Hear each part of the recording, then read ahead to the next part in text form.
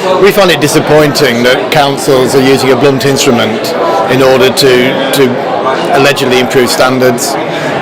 We don't think it will work because the elements that they worry about, the criminal landlord, wouldn't take up a licence in any case. They operate below the radar as it is. We think there's a real opportunity, should councils wish to grasp it, to use their existing powers under the Housing Act to enforce against poor standards, against landlords who don't fulfil their responsibilities. And we are working on, proactively at the moment with several people, on developing something we call co-regulation, which is a joint working partnership between professional associations, professional bodies and local authorities. We believe that if a landlord wished to follow the co-regulation route, they should be exempt from licensing where selective licensing exists, and or at least receive significantly reduced fees.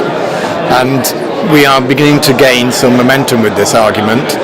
We also think that if licensing with councils is often used, or the excuse given is to gather information about landlords, well, we're suggesting that they use council tax return forms in order to gather that information. It's a very simple way, and it's driven by the consumer, the tenant.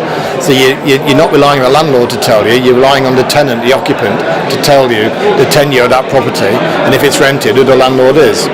And again, we're talking to DCLG, and we are part of a special committee that's been set up especially to look at this idea.